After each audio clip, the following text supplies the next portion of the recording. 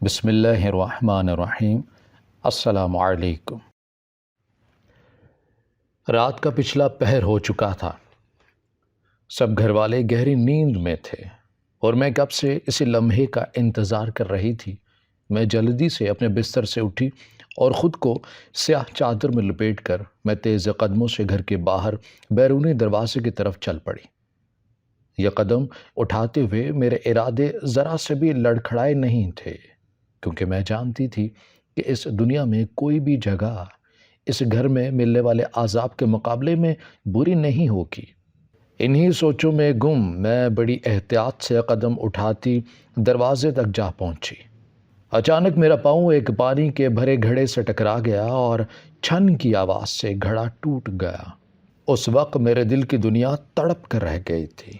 میں جانتی تھی کہ اب گھر کے سب لوگ جاگ چکے ہوں گے۔ میں نے تیزی سے دروازہ کھولا اور اندھا دھند بھاگنے لگی۔ دروازہ کھلنے کی آواز نے اس خاموش رات میں ایک عجیب سی ارتعاش پیدا کر دیا تھا، جس سے مجھے اندازہ ہو گیا تھا کہ شاید میں نے یہ قدم اٹھا کر بہت بڑی غلطی کر دی تھی۔ مگر اب میں پیچھے ہٹنے والوں میں سے نہیں تھی۔ میں اس اندھیری رات میں محلے کی گلیوں میں بھاگتی چلی جا رہی تھی کہ اچانک مجھے اپنے پیچھے قدموں کی چاپ کی آواز سنائی دی۔ میں نے گھبرا کر پیچھے دیکھا تو وہاں کوئی مرد اپنے ہاتھوں سے لالٹین پکڑے میری جانب بڑھ رہا تھا۔ میں انہیں دیکھ کر سہم گئی، لیکن مجھے رکنا نہیں تھا، سو میں ایک مرتبہ پھر بھاگنے لگی۔ اس اندھیرے میں مجھے یہ بھی ڈر تھا کہ کہیں کسی دیوار میں ٹکر نہ ہو جائے، مگر آج مجھے ہر زخم قبول تھا۔ اپنے اوپر ہوئے مظالم کو یاد کر کے میری آنکھیں کئی مرتبہ بھیگی تھیں، لیکن اب میرے قدم جہاں اٹھ رہے تھے وہ میرے لیے ناقابل قبول تھا۔ بھاگتے بھاگتے میں یہ تو بھول گئی تھی کہ ہمارے محلے کے پاس سے ایک نہر گزرتی ہے، اور میں غلطی سے اسی راستے پر بھاگتی ہوئی نہر کے کنارے پہنچ چکی تھی، اور میرے پیچھے اب ایک مردوں کا غول بھی ابھی تک موجود تھا۔ وہ لوگ مجھے کھا جانے والی نظروں سے دیکھ رہے تھے۔ میرے پورے وجود میں سنسنی دوڑنے لگی تھی۔ اگر میں پیچھے جاتی تو بھی میری قسمت میں اب موت ہی لکھی تھی۔ وہ لوگ میری جانب بڑھ رہے تھے، لیکن میں نے دل میں ایک فیصلہ کر لیا تھا کہ اب میں نے پیچھے نہیں ہٹنا۔ میرے دل کی دھڑکنیں بڑھ رہی تھیں، اور اس ندی کو دیکھتے ہوئے میں نے ایک فیصلہ کیا، اور اس سے پہلے کہ وہ لوگ مجھ تک پہنچتے میں نے آؤ دیکھا نہ تاؤ کلمہ پڑھا اور اس ندی میں چھلانگ لگا دی۔ میں تیرنا نہیں جانتی تھی، اس لیے یہ بات تو طے تھی کہ اب میری زندگی ختم ہو جائے گی۔ سردی کی راتوں میں وہ پانی کسی برف سے کم نہیں لگ رہا تھا۔ پانی کے اندر جاتے ہی مجھے لگا جیسے میرا پورا وجود جم گیا ہے اور میری سانسیں رک رہی ہیں۔ بہت تکلیف ہوئی تھی، بہت زیادہ۔ یوں لگ رہا تھا جیسے جسم سے جان ہی نکل گئی ہو۔ دماغ کی نسیں پھٹ رہی تھیں اور آنکھیں بند ہو رہی تھیں، شاید میں مر چکی تھی۔ اور پھر نہ جانے کتنے دن گزر گئے تھے کہ اچانک مجھے لگا جیسے میرے مردہ وجود میں جان آئی تھی۔ میں سمجھ نہیں پا رہی تھی کہ یہ میری روح ہے یا میرا اپنا وجود ہے۔ آنکھوں پر منو بوجھ محسوس ہو رہا تھا۔ ڈھیروں ہمت جٹا کر میں نے اپنی آنکھیں کھولیں تو پورے وجود میں حرارت محسوس ہوئی۔ تب مجھے اپنے وجود کے زندہ ہونے کا احساس ہوا، لیکن آنکھیں کھولتے ہی میرے سامنے جو منظر تھا اسے دیکھ کر میری روح کانپ گئی تھی، اور میرے اس آدھ مردہ وجود میں جیسے ایک دن روح پھونک دی گئی تھی۔ میں ایک دم تڑپ کر اٹھ بیٹھی تھی۔ میرے ارد گرد کئی مرد بیٹھے تھے جن کے چہرے عجیب سیاہ رنگت کے تھے، اور ان کی اس سیاہ رنگ میں عجیب سا ایک خوف مجھے اپنے لیے نظر آ رہا تھا۔ انہیں دیکھ کر مجھے کراہت اور خوف کی ملی جلی کیفیت محسوس ہونے لگی تھی۔ وہ لوگ آپس میں کوئی بات کر رہے تھے، لیکن میں ان کی زبان سمجھ نہیں پا رہی تھی۔ وہ میری جانب دیکھتے ہوئے ہنس رہے تھے اور آپس میں عجیب و غریب نظروں کا تبادلہ کر رہے تھے۔ شاید وہ لوگ مجھے ندی سے بچا کر لائے تھے۔ میں ایک دم سہم سی گئی تھی، اور میں نے اپنے پورے وجود کو ان وحشیوں سے بچانے کے لیے اپنے آپ کو سمیٹ لیا۔ وہ لوگ یوں ہی مجھے دیکھ کر ہنستے ہوئے وہاں سے چلے گئے۔ ان کے جاتے ہی مجھے تھوڑا سا سکون محسوس ہوا، لیکن وہ جگہ کوئی بڑی ہی پرانی کوٹری معلوم ہوتی تھی۔ میں وہاں سے نکلنا چاہتی تھی، لیکن میرے جسم میں اتنی سکت باقی نہیں تھی کہ میں وہاں سے بھاگ سکوں۔ اپنی بے بسی پر میری آنکھیں ایک مرتبہ پھر نم ہوئی تھیں۔ میں اٹھنے کی ہمت کرنے ہی والی تھی کہ اتنے میں ایک عورت کوٹری میں داخل ہوئی۔ اس کا حلیہ بھی انہی مردوں سے ملتا جلتا تھا۔ سیاہ رنگت، ادھ پھٹا لباس اور بکھرے بالوں کی تیل سے اٹی ہوئی چوٹی، اور دوپٹہ سر پر ایسے لیا تھا کہ آدھا سر پر تھا اور آدھا کاندھے پر، اور اس کے پورے وجود سے ایک عجیب سی بو نمودار ہو رہی تھی۔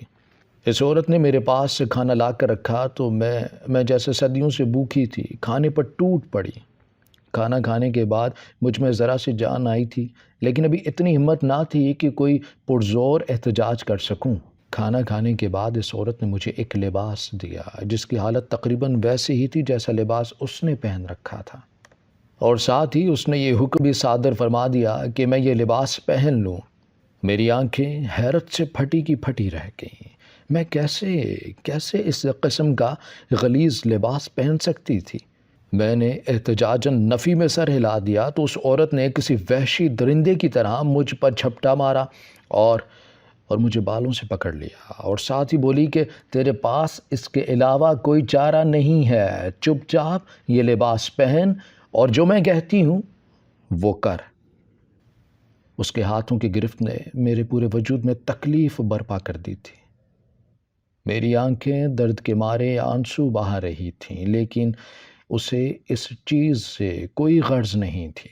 میں نے درد کو برداشت کرنے کے لیے ایک دم آنکھیں موند لیں۔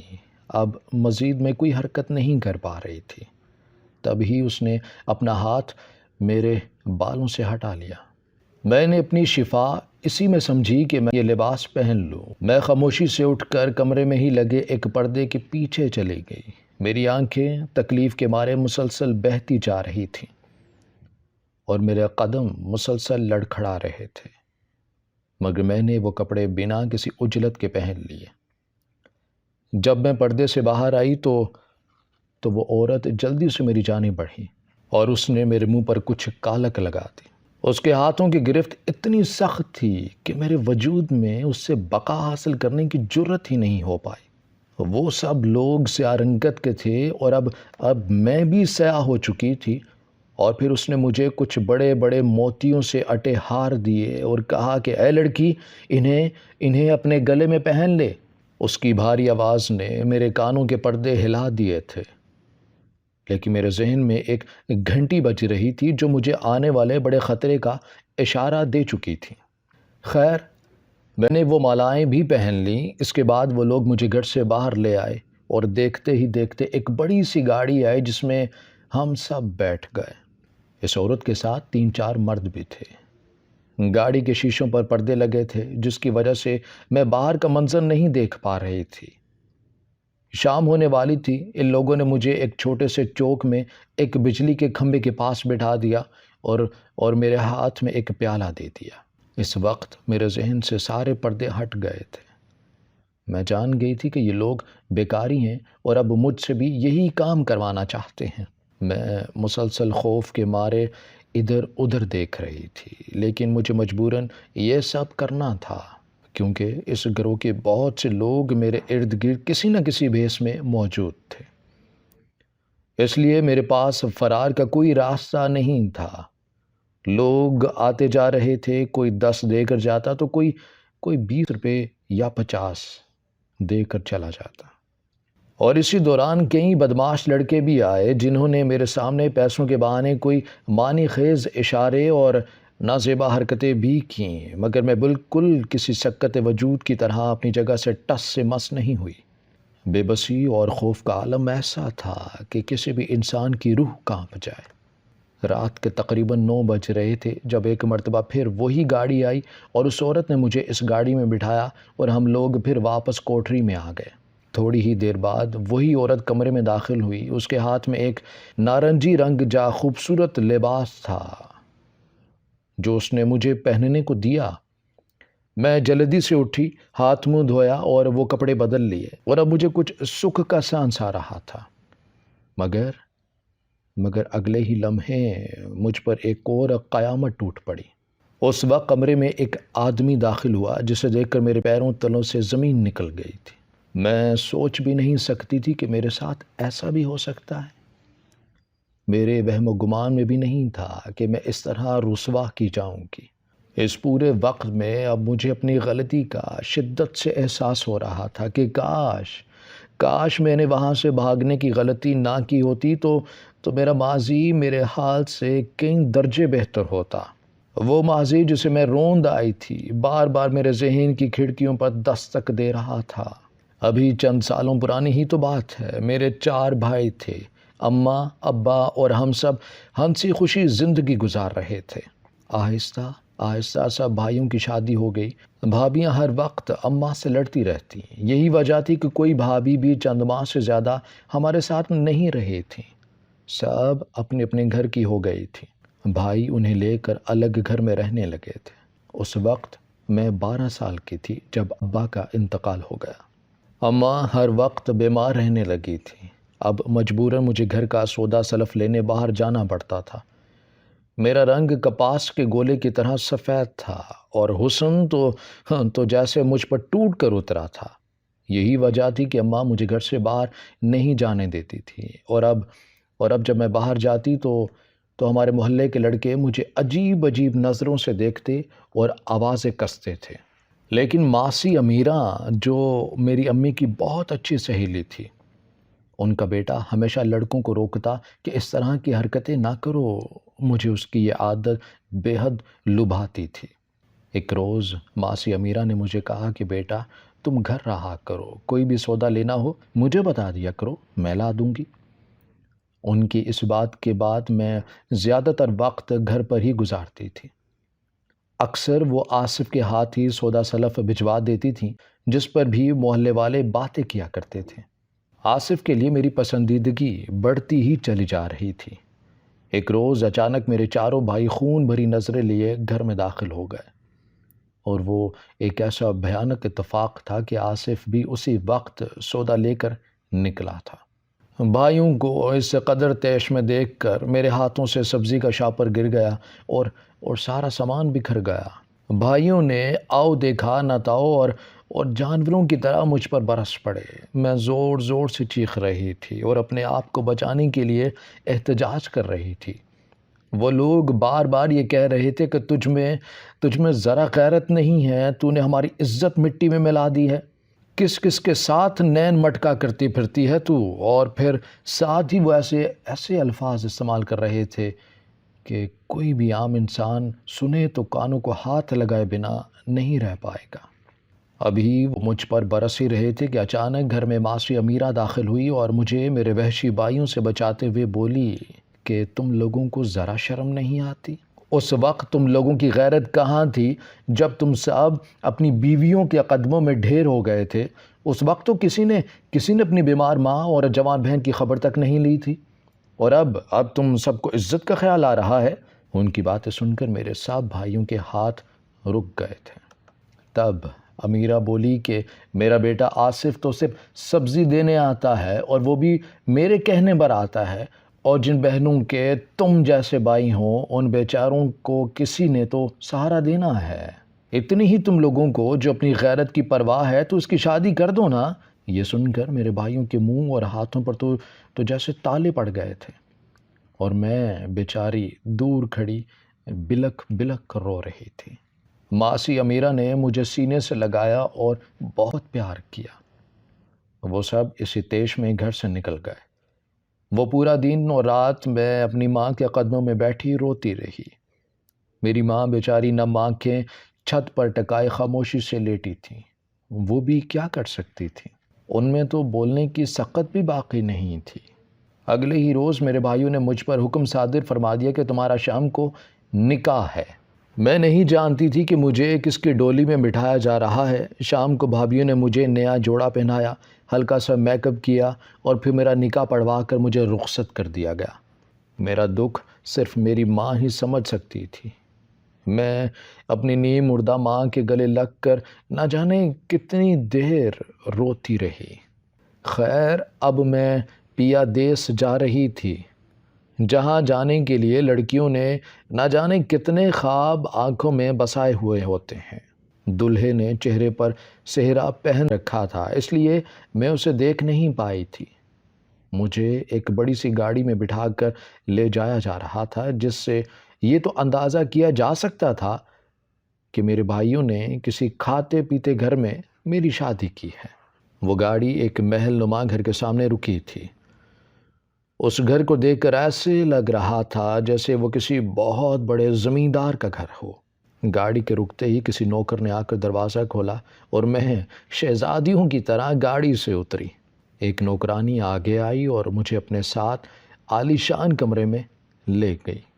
وہ کمرہ خوبصورت گلابوں اور برقی کمکموں سے سجایا گیا تھا، اور بیڈ پر جا بجا پھولوں کی پنکھڑیاں بکھری ہوئی تھیں۔ میں بیڈ پر بیٹھی تھی، دل میں کئی ارمان اور آصف کی یادیں یوں ہی قائم تھیں کہ اچانک دروازہ کھلا اور دلہا اندر داخل ہوا۔ سست روی سے چلتا ہوا وہ میرے پاس آ کر بیٹھا، لیکن اگلے ہی لمحے میرے اوپر ایک پرزور بجلی آ گری تھی۔ اس شخص نے جیسے ہی اپنا چہرہ ہٹایا، میرا دماغ بالکل ششدر رہ گیا۔ وہ کوئی 50 سالہ بڈھا تھا جس کے سر پر ایک بھی بال نہیں تھا، اور وہ مسکرا کر میری جانب دیکھ رہا تھا۔ اسے دیکھتے ہی میری تو چیخ ہی نکل گئی تھی۔ میں سوچ بھی نہیں سکتی تھی کہ قسمت میرے ساتھ اتنا بڑا مذاق بھی کر سکتی ہے۔ اس سے پہلے کہ وہ شخص اپنے غلیظ ارادوں کی تکمیل کی خاطر میری جانب ہاتھ بڑھاتا، میں تیزی سے کمرے سے باہر بھاگ آئی اور ساتھ والے کمرے کا دروازہ کھول کر اس میں چلی گئی۔ وہاں شاید اس کی ماں سوتی تھی۔ وہ مجھے دیکھ کر ایک دم گھبرا گئی۔ میں ان کے قدموں میں گر گئی اور رونے لگی۔ میں نے کہا کہ خدا کے لیے اماں مجھے بچا لیں، میں اس کمرے میں نہیں جاؤں گی۔ میری ساس انتہائی خدا ترس عورت معلوم ہوتی تھی، اس نے مجھے سینے سے لگا کر پیار کیا اور اپنے پاس سلا لیا۔ میں نے اپنی ساس سے کہا تھا کہ مجھے ڈر لگتا ہے، میں آپ کے پاس ہی سوؤں گی۔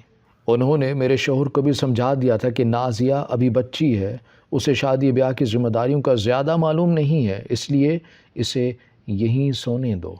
یہ سن کر میرے شوہر نے کوئی بڑا رد عمل نہیں دیا اور خاموش ہو گیا۔ وہ میرا بے حد خیال رکھتا تھا، میرے لیے بڑے پیار سے چھوٹے چھوٹے تحفے لایا کرتا تھا۔ میں نے کبھی اس کی آنکھوں میں ہوس نہیں دیکھی تھی، بلکہ وہ تو میری بے حد عزت کرتا تھا، لیکن میں نے اس کی کبھی قدر نہیں کی تھی۔ اس کی آنکھیں اکثر میری محبت سے سرشار رہنے لگی تھیں۔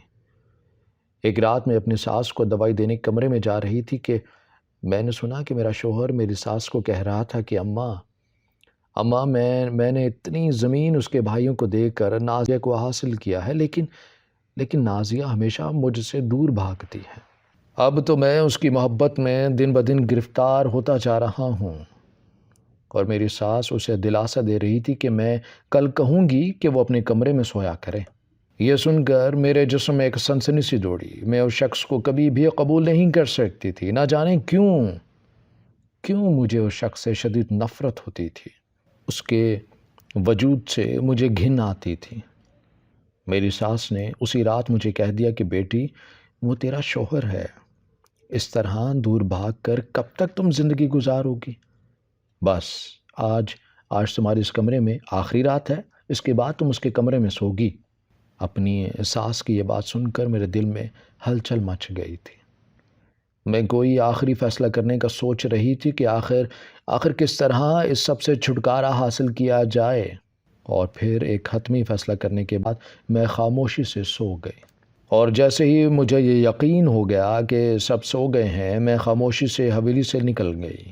اس وقت بجلی جا چکی تھی، اور جب میں حویلی سے باہر آئی تو گھر کے کچھ نوکر بھی گھڑی کی آواز پر جاگ گئے تھے۔ اس وقت مجھے کچھ نہ سوجھا اور میں نے ندی میں چھلانگ لگا دی۔ وہاں سے نہ جانے کیسے میں ان بیکاریوں کے ہتھے چڑھ گئی تھی، اور اب میرے سامنے ایک نوجوان موجود تھا جو میری عزت کو تار تار کرنے آیا تھا۔ میرے اختیار میں کچھ نہیں رہا تھا ماضی کی غلطیاں میرے دماغ کے پردے کو بار بار جھنجھوڑ رہی تھیں۔ وہ زندگی اس زندگی سے ہزار درجے بہتر تھی جس میں اپنے شوہر کے ساتھ رہتی تھی، وہ شوہر جو میری بے حد عزت اور قدر کرتا تھا، لیکن میں نے اس کو کبھی اس کا حق نہیں دیا۔ شاید اسی لیے اللہ نے مجھے یہ دن دکھایا تھا۔ اب روز میں ایک جہنم سے گزرتی ہوں اور اللہ سے معافیاں مانگتی ہوں کہ شاید کبھی میری کوئی معافی اس کی بارگاہ میں قبول ہو جائے اور میں اس جہنم سے نکل کر اپنے شوہر کے ساتھ سکون کی زندگی گزاروں۔ ہماری ویڈیو اگر آپ کو پسند آئی ہے تو ضرور لائک کیجیے، اپنی رائے دینا چاہیں تو کمنٹس کیجیے، اچھی لگے تو شیئر کیجیے۔ اس کے ساتھ ساتھ اگر آپ نے ہمارا چینل سبسکرائب نہیں کیا تو ضرور کیجیے اور بیل آئیکن پر لازمی کلک کیجیے تاکہ ہماری ہر آنے والی ویڈیو آپ تک بر وقت پہنچ سکے۔